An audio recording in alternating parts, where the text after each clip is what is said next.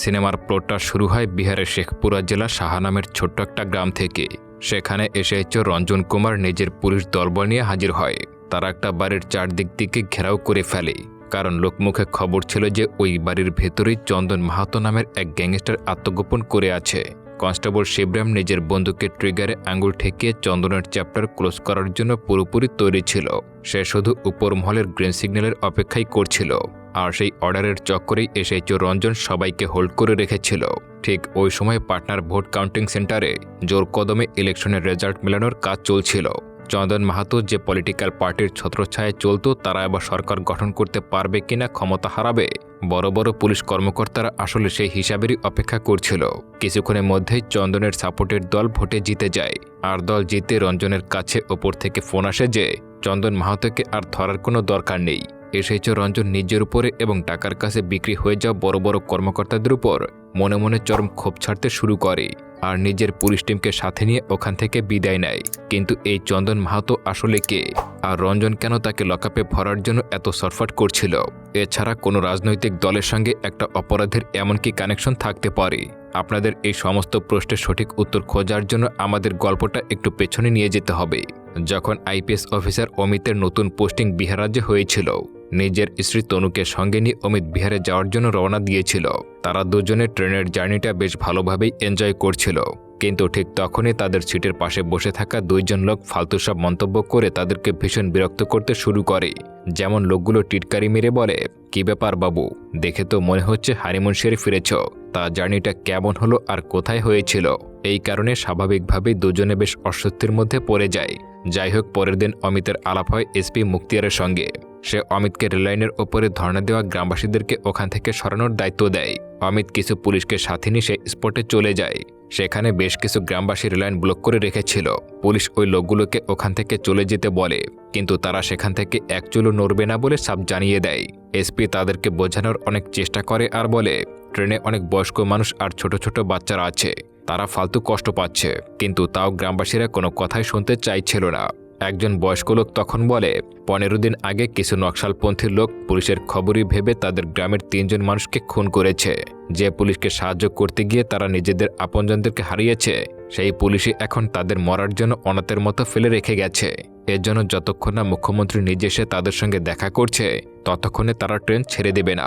অমিত বুঝতে পারছিল যে গ্রামবাসীরা তার কথা শুনবে না, তাই সে গ্রামবাসীদেরকে ট্রেনটি ছেড়ে দিতে বলে, আর তার পরিবর্তে গ্রামবাসীরা অমিতকে ততক্ষণ পর্যন্ত আটকে রাখবে যতক্ষণ না মুখ্যমন্ত্রী মহাশয় গ্রামবাসীদের সঙ্গে দেখা করতে আসে। অমিত তখনই তার বাকি পুলিশদেরকে এসপির কাছে এই খবর পৌঁছে দেওয়ার জন্য পাঠিয়ে দেয়। সন্দেহ হয়ে যায়, কিন্তু মুখ্যমন্ত্রী তো দূরের কথা, একটা পুলিশ কনস্টেবলও অমিতকে উদ্ধার করার জন্য আসে না। গ্রামবাসীরাও জানত যে এসপি অমিতকে নিতে কাউকে পাঠাবে না। একই সঙ্গে তারা এটাও বলছিল যে অমিত একজন ভালো মানুষ এবং সে তাদেরকে সাহায্য নিশ্চয়ই করবে। এই কারণে তারা অমিতকে ওখান থেকে চলে যেতে দেয়। এর ঠিক 2 বছর পরের কথা। অমিতের নতুন পোস্টিং হয় পাটনা শহরে। সেই পাটনা থেকে প্রায় 120 কিলোমিটার দূরে শেখপুরা নামের একটি গ্রাম ছিল। সেখানে চন্দন মাহাতো নামের একজন যুবক অবনীবাবু নামের এক ভদ্রলোকের কাছে ড্রাইভারের কাজের খোঁজে আসে। অবনীবাবু বেশি কথা না বাড়িয়ে চন্দনকে তার কাজে রেখে দেয়। কাজ পাওয়ার পর প্রথম চন্দন বেশ মন দিয়ে এবং সততার সঙ্গে ট্রাক চালানোর কাজটা করছিল, কিন্তু লোভের মুখে পড়ে সে কয়েক মাস পরে সেই লাইনে ভুল করে বসে। সে ট্রাকে রাখা ইট আর বালির নিচে চোরের মতো মদের বোতল লুকিয়ে চোরাচালান শুরু করে দেয়। একদিন সে যখন মদের ডেলিভারি দিতে কিছু লোকের আস্তানায় যায়, তখন সেই অপরাধীরা চন্দনকে একটা বড় অফার দেয়। তারা চন্দনকে বলে, আমরা একটা বড়সড় কিডন্যাপিং করব, তুই কি আমাদেরকে একটু সাহায্য করবি? চন্দনও শর্টকাটে কিছু বাড়তি টাকা কামাতে চাচ্ছিল, তাই সে বেশি কিছু না ভেবেই তাদের কথা রাজি হয়ে যায়। এরপর তারা সবাই মিলে ছক্কসে বিহারের সবচেয়ে বড় ধনকুবের নাতিকে অপহরণ করে ফেলবে। খেমকার নাতি কিডন্যাপ হয়ে গেছে এই খবর পাওয়া মাত্রই পুরো বিহার পুলিশ নড়ে চড়ে বসে যায়। ডিজি থেকে শুরু করে এসপি বড় বড় সব অফিসারদের রাতের ঘুম হারাম হয়ে যায়। পরিস্থিতি সামাল দিতে খুব জলদি এসপি অমিতের ঘাড়ে দায়িত্ব দেওয়া হয়, যাতে সে আগামী 24 ঘন্টার মধ্যেই যে কোনোভাবেই এই কেসটা সমাধান করতে পারে। এদিকে অমিত বসে থাকার পাত্র ছিল না। সে মাথা খাটিয়ে জেলে বন্দী এক কয়েদির কাছ থেকে ওই গ্যাংস্টারের গোপন খবর জোগাড় করে ফেলে, যারা বাচ্চাটিকে তুলে এনেছিল। খবর পাওয়া মাত্রই অমিত আর এক মুহূর্ত সময় নষ্ট না করে পুলিশ ফোর্স নিয়ে সোজা সেই ঠিকানার দিকে রওনা হয়ে যায়। এরপর দেখতে দেখতে 2 দফার মধ্যে গুলি শুরু হয়ে যায়। এই মারামারির মাঝে চন্দন বেশ চালাকি করে জঙ্গল দিয়ে ওখানকার পথ ধরে কেটে পড়ে। তার পিছু পিছু একজন হাবিলদারও দৌড়াচ্ছিল। সে চন্দনের সঙ্গে পালাতে থাকা আরেকটা অপরাধীকে গুলি করে মেরে ফেলে। আসলে এসপি অমিত দেখা মাত্রই গুলির অর্ডার আগে থেকেই দিয়ে রেখেছিলেন। এবার হাবিলদার চন্দনকে নিশানা করে গুলি করতেই যাবে, ঠিক তখনই তার পুরনো রাইফেলটা জ্যাম হয়ে যায়। এই মোক্ষম সুযোগে চন্দন আর দেরি করে না, তার পাশে মরে পড়ে থাকা সঙ্গীর হাতের বন্দুকটা নিজের হাতে তুলে নেয়। এটা দেখে ভয় হাবিলদার একটা আড়ালে গিয়ে লুকিয়ে পড়ে। ঠিক ওই মুহূর্তেই চন্দন তার হাতের ওই বন্দুকের আসল ক্ষমতাটা বুঝতে পারে। সে মনে মনে বুঝে গিয়েছিল যে এই দুনিয়ায় যার হাতে অস্ত্র থাকবে সেই আসলে পুরো খেলাটা নিয়ন্ত্রণ করবে। অন্যদিকে অমিত তার পুরো টিম নিয়ে বাকি সব অপরাধীকে খতম করে খেমকার নাতিকে একদম অক্ষত অবস্থায় উদ্ধার করে নিয়ে আসে। পরদিন সকাল হতেই অবনীবাবুর কয়েকজন চামচা চন্দনকে চারদিক থেকে ঘিরে ধরে অবনীবাবুর সামনে এনে হাজির করে। অবনীবাবু চন্দনকে দেখা মাত্রই রেগে আগুন হয়ে যায় এবং তার গালে দুটো কষে থাপ্পড় মারে। এরপর সে পুলিশের কবজায় চলে যাওয়া ওই দামি গাড়ির ব্যাপারে জবাব চায়। চন্দন তখন ফেসে যাওয়ার ভয় বানিয়ে একটা গল্প বলতে শুরু করে। সে বলে, বাবু, আমি যখন রাস্তার কাছে ওয়াশরুমে গিয়েছিলাম ঠিক তখনই কে বা কারা সুযোগ বুঝে গাড়িটা নিয়ে গেছে। কিন্তু অবনীবাবু মোটেও বোকা ছিলেন না। সে আগে থেকে সব খবর পেয়ে গিয়েছিল যে গাড়িটা এখন কোথায় আছে আর চন্দন আসলে বাইরে কি করে বেড়াচ্ছে। সে আর ফালতু কথা না বাড়িয়ে চন্দনের পাওয়া অল্প কিছু টাকা তার মুখে ছুঁড়ে মারে এবং তখনই পুলিশকে ডাকার জন্য ফোন তুলতে যায়।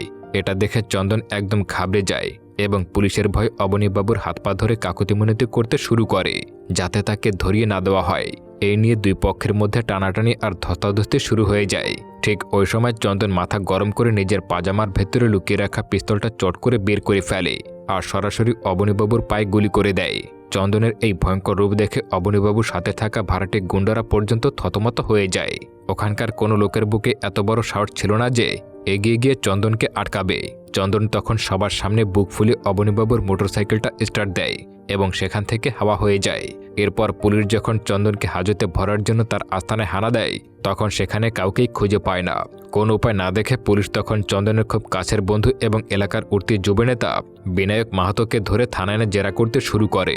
যদিও বিনায়ক সত্যি সত্যি চন্দনের হদিশ জানত না, তবে পুলিশ তাকে ছেড়ে দেওয়ার পরপরই সে চন্দনের গোপন আস্তানে গিয়ে হাজির হয়।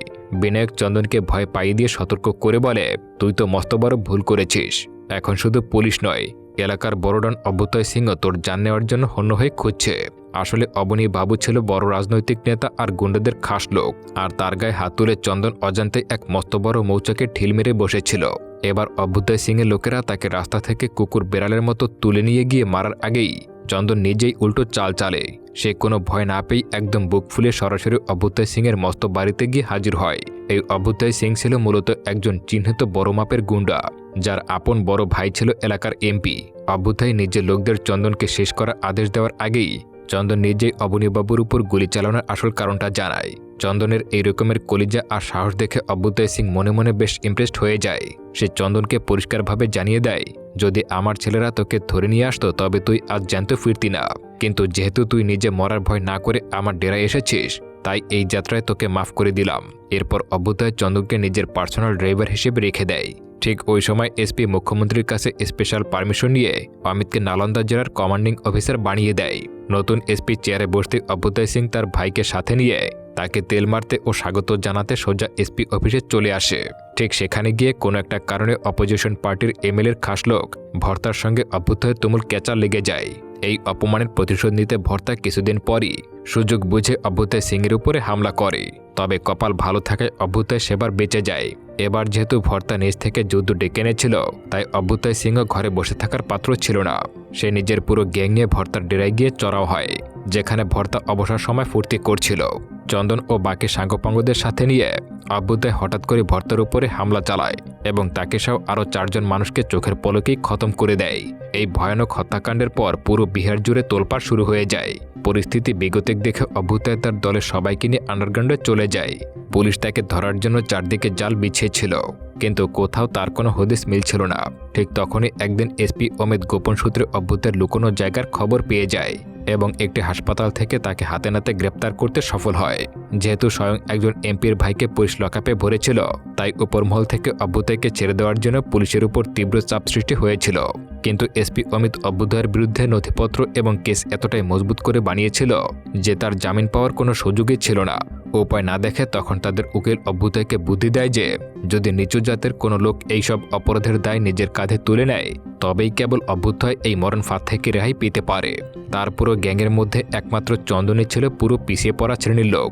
সে তখন চন্দনকে অফার দেয় যে সে একবার এই ঝামেলা থেকে মুক্ত হয়ে বাইরে বেরোতে পারলে যে কোনো উপায় চন্দনকেও জেল থেকে বের করে আনবে। চন্দনও তার বসের কথায় বিশ্বাস করতে ভর্তা হত্যাকাণ্ডের পুরো দায় নিজের উপরে নিতে রাজি হয়ে যায়। কিন্তু সেদিন ছিল শুক্রবার, আর শনি ও রবিবার আদালত বন্ধ থাকে। এই কারণে অভ্যুদয়কে আরও 2টা দিন জেলেই কাটাতে হতো। ঠিক ওই সময় জেলের ভেতরে চন্দনের মোলাকাত হয় চ্যবনপ্রাশ নামের এক কয়েদির সঙ্গে। সেই চ্যবনপ্রাশ চন্দনের কানের ভেতরে বিষ ঢালতে শুরু করে। সে চন্দনকে বোঝায় যে এই সমাজ ও বড় লোকেরা সবসময় নিজেদের আখের গোছাতে আমাদের মতো ছোট জাতের মানুষকে বোকা বানিয়ে ফায়দা লোটে। চন্দনের মনেও তখন খটকা লাগতে শুরু করে। সে বুঝতে পারে যে অভ্যুদয় তাকে জেল থেকে সত্যি মুক্তি দেবে কিনা তার কোনো গ্যারান্টি নেই। তাছাড়া যে অপরাধ তারা সবাই মিলে একসঙ্গে করেছিল তার শাস্তি সে একা কেন ভোগ করবে। এইরকমের একটা চরম ধর্মসংকটে ভুগতে থাকা চন্দন রবিবার দিন একটা মারাত্মক সিদ্ধান্ত নেয়। অভ্যুদয় যখন বাথরুমে স্নান করছিল চন্দন পেছন থেকে আচমকা গিয়ে শ্বাসরোধ করে অভ্যুদয়কে জেলের ভেতরেই খুন করে দেয়। কারাগারে এই খবর ছড়ানোর সঙ্গে সঙ্গে চারদিকে আগুন লেগে যায়। জেলে বন্দী থাকা নিচু জাতের সমস্ত কয়েদিরা চন্দনকে নিজেদের নতুন লিডার মানতে শুরু করে। আর এভাবেই এই চ্যাপ্টার ক্লোজ হয়ে যায়। এরপর আমরা দেখতে পাই জেলে তার সম্মান আর দাপট অনেক বেড়ে গেছে, কারণ তারা ততদিনে খুব নামকরা অপরাধী হয়ে গিয়েছিল। এদিকে জেলের ভিতরে পলিটিক্যাল লিডার বড়বাবুর খাসলোক জয়সওয়াল চন্দন মাহাতোর সঙ্গে দেখা করতে আসে। সে চন্দনকে নিজের দলে টানার অফার দেয়। এত বড় সুযোগ দেখে চন্দন ও প্রসন্ন দুজনে মিলে জেল থেকে পালানোর একটা মস্ত বড় প্ল্যান তৈরি করে। অন্য পাশে এসপি অমিত উপরমহলে কথা বলছিল যে এবার তাদের অ্যাকশন একদম পরিষ্কার হবে। ঠিক তখনই জয়সওয়াল জেলের বাইরে থেকে কিছু লোককে পাঠায় তাদের দুজনকে উদ্ধার করার জন্য। জেলের ভেতরে প্রসন্ন আর চন্দন বুদ্ধি করে একটা গ্যাস সিলিন্ডার ব্লাস্ট করে দেয়। বিস্ফোরণের কারণে পুরো জেলে হুড়োহুড়ি শুরু হয়ে যায়। এই সুযোগ কাজে লাগিয়ে তারা জেলের বেশ কিছু গার্ডকে কড়া মারধর করে সেখান থেকে চম্পট দেয়। জেল থেকে পালিয়ে চন্দন সরাসরি জয়সওয়ালের পার্টির মিটিংয়ে গিয়ে হাজির হয়। সেখানে সে বড় বড় ভাষণ দেয় এবং সাধারণ মানুষের সামনে নিজেকে খুব ভালো লোক হিসেবে তুলে ধরে। এর পরের দৃশ্যে আমরা রঞ্জনকে দেখতে পাই। সে তার থানা থেকে বদলি হয়ে শেখপুরা থানা এসেছে। রাতে খেতে বসে রঞ্জন জানতে পারে যে চন্দন মাহাতো নিজে এই থানার পুলিশদের জন্য চিকেন, মাটন ও মদের সব ব্যবস্থা করে দিয়েছে। এমনকি পুলিশের গাড়ির তেলের খরচটাও সে মেটায়। এই অনৈতিক কথা শুনে রঞ্জন তো প্রচণ্ড রেগে যায় এবং খাওয়া ফেলে টেবিল থেকে উঠে যায়। সে তার থানার সব পুলিশকে কড়া ভাষায় বারণ করে দেয় যে যেন চন্দনের দেওয়া কোনো জিনিস আর তারা না ছোঁয়। এদিকে ভোটের দিন খুব কাছে চলে আসে, তাই এসপি অমিত নিজে রাস্তায় গাড়ি চেকিং করতে শুরু করে।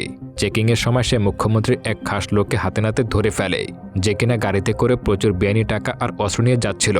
উপরমহল থেকে অমিতকে বারণ করা হলেও সে কারোর কথায় কান না দিয়ে ওই লোকটিকে অ্যারেস্ট করে নেয়। এদিকে ভোটের দিন চন্দন তার দলবল নিয়ে চিল করছিল। ঠিক তখনই মানিকপুর গ্রাম থেকে একজন রঞ্জনকে ফোন করে জানায় যে গ্রামে বড়সড় হামলা হয়েছে। খবর পেয়ে রঞ্জন পুলিশ ফোর্স নিয়ে সেখানে পৌঁছায়। পুলিশ দেখে চন্দন ও তার গুন্ডারা পালাতে শুরু করে। তবে রঞ্জনের হাতে তাদের একজন লোক ধরা পড়ে যায় এবং পুলিশ তাকে লকআপে নিয়ে আসে। কিছুদিন পর চন্দন নিজে রঞ্জনকে ফোন করে হুমকি দেয় যে আমার পিছু নেওয়া বন্ধ করো, নয়তো তোমার কপালে অনেক বড় দুঃখ আছে। রঞ্জন এই হুমকিতে ভয় না পেয়ে তাকে সামনাসামনি এসে কথা বলতে বলে। তখনই চন্দন দূর থেকে থানার উপরে গুলি চালায়। রঞ্জন থানার বাইরে এসে দেখতে পায় চন্দন গাড়ি নিয়ে সেখান থেকে পালিয়ে যাচ্ছে। এই অবস্থায় রঞ্জনের পক্ষে আর পিছিয়ে আসা সম্ভব ছিল না। সে বড় অফিসারদের পারমিশন নিয়ে চন্দনকে চিরতরে খতম করার জন্য রওনা দেয়, কিন্তু মাঝপথে আটকে যায়, কারণ তখনও ভোটের রেজাল্ট আসা বাকি ছিল। পুলিশের বড় কর্মকর্তারা এবং চন্দন সবাই এই রেজাল্টের জন্য অপেক্ষা করছিল। আর মূলত এই জায়গা থেকে আমাদের গল্পটা শুরু হয়েছিল। শেষমেশ ভোটের রেজাল্টে চন্দনের পার্টি জিতে যায়। চন্দন এই বিশাল জয় খুব ভালোভাবেই সেলিব্রেট করে। ওদিকে চন্দনের পার্টি জেতায় পুলিশ অফিসার চৌবরের প্রমোশন হয়ে যায় এবং সে নতুন আইজি পদ পায়। তার প্রমোশন পার্টিতে অমিত এসে তাকে বলে, বস আমার স্যালারি আটকে আছে, সে যেন একটু হেল্প করে। চৌবর তখন সান্ত্বনা দিয়ে বলে যে সে উপর মহলের সঙ্গে কথা বলবে, কিন্তু সততার পুরস্কার হিসেবে কনস্টেবল অজিত এসে অমিতকে জানায় যে তাকে সাসপেন্ড করা হয়েছে এবং অন্য জায়গায় বদলি করে দেওয়া হয়েছে, অর্থাৎ সে এখন আর ডিউটি করতে পারবে না। অনেকদিন ধরে ঘরে বেকার বসে থাকার পর অমিত এক পর্যায়ে আইপিএসের চাকরিটা ছেড়ে দেওয়ার সিদ্ধান্ত নেয়। তবে তার এই কঠিন সময় তার স্ত্রী তাকে অনেক বুঝে শান্ত করে এবং পাশে দাঁড়ায়, কিন্তু অমিত তাকে বেশ কিছু কড়া কথা শুনিয়ে দেয়। ওদিকে চন্দন রঞ্জনকে ফোন করে খেপানোর জন্য বলে, মানিকপুর গ্রামে আপনার জীবনের সবথেকে বড় একটা ঘটনা ঘটতে চলেছে, ক্ষমতা থাকলে আটকে দেখান। এই খবর পাওয়া মাত্র সে পুরো টিম নিয়ে তাড়াহুড়া করে মানিকপুরে পৌঁছে যায়। কিন্তু সেখানে গিয়ে সে দেখতে পায় চন্দন তার দলবল নিয়ে গ্রামের অনেক মানুষকে নির্মমভাবে খুন করেছে। রঞ্জন এই ভয়াবহ দৃশ্য দেখে ভেতর থেকে খুব কষ্ট পায়। এবার ডিআইজি পাসওয়ান অমিতকে ফোন করে ডিউটিতে জয়েন করার কথা বলে। ওদিকে মানিকপুর গ্রামে সিম নামের এক নারী আসে এবং এই নির্মম হত্যাকাণ্ডের মৃত মানুষদের শোকে সামিল হয়। সেখানে এতগুলো লাশ দেখে তিনি রঞ্জনকে সরাসরি প্রশ্ন করেন যে সে দায়িত্বে থাকায় এত বড় একটা ঘটনা কিভাবে ঘটল। সিমের এই কথাটি রঞ্জন নিজের ভুল হিসেবে মেনে নেয়। এরপর সিম ওখানকার কালেক্টরকে মৃতদেহগুলো শেষকৃত্যের ব্যবস্থা করতে বলে। এই ঘটনার জের ধরে শেখপুরের এসপি এবং রঞ্জন কুমারকে দুইজনকে চাকরি থেকে সাসপেন্ড করা হয়। এসপি সেই খালি জায়গায় এবার অমিতকে এসপির দায়িত্ব দেওয়া হয় আর ডিআইজি পাসওয়ানকে ওখানকার পুরো পরিস্থিতি তদারকি করার নির্দেশ দেওয়া হয়। চন্দন যখন এই খবর পায় যে অমিত এসপি হয়ে তাদের এলাকায় এসেছে তখন তার মনে বেশ ভয় ও খটকা লাগতে শুরু করে। তবে সে এসপি অমিতকে অন্য অফিসারদের মতোই সাধারণ ভেবে তাকে দুনিয়া থেকে সরিয়ে দেওয়ার ছক কষতে শুরু করে। এরপর অমিত নিজে মানিকপুর গ্রামে তদন্ত করার জন্য যায়। সেখানে চন্দন ও তার লোকেরা কিভাবে গ্রামবাসীদের উপর অত্যাচার চালিয়েছে এবং খুন করেছে সেই পুরো পরিস্থিতি খতিয়ে দেখতে শুরু করে। চন্দনের পেছনে আদা জল খেয়ে লেগে পড়ে। ওদিকে চন্দন যখন অমিতকে মারার কথা বলছিল তখন তা শুনে চবনপ্রাস রেগে যায়। যাই হোক, চন্দন তাকে শান্ত করে এবং বোঝায় নিজের বউ বাচ্চাদের নিয়ে চম্পট দিয়ে দাও, কারণ চন্দন চায় না যে তার শত্রুরা তার কোনো দুর্বলতার সুযোগ নিক। আর চন্দনের কাছে তার পরিবারই ছিল সবচেয়ে বড় দুর্বলতা। চবনপ্রাস যখন এই আসল ব্যাপারটা বুঝতে পারে তখন সে নিজের পরিবার নিয়ে ওখান থেকে চলে যায়, কারণ পুলিশ ইতিমধ্যেই এই অপরাধীদের পেছনে খুব কড়াভাবে লেগেছিল।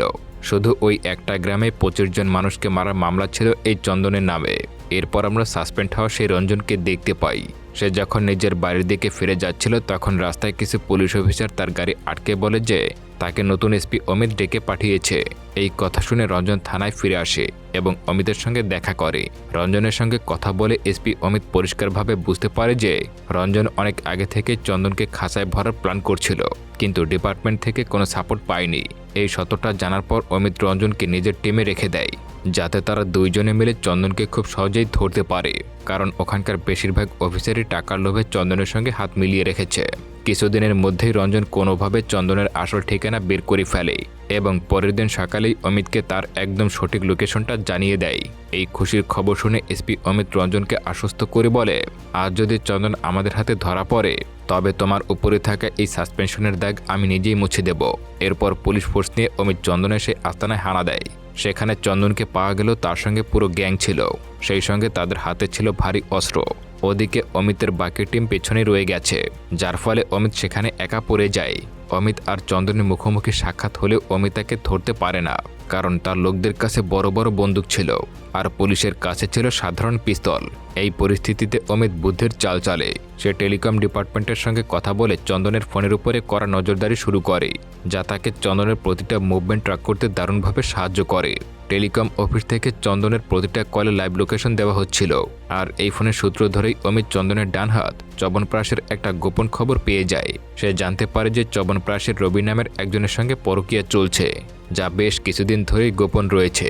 এরা দুজনে ফোনে ঘন্টার পর ঘন্টা নিজের ভালো মন্দ সব ধরনের ব্যক্তিগত কথাবার্তাই বলতো, আর ঠিক এই মোড়েই গল্পটা আরও জমজমাট হয়ে যায়।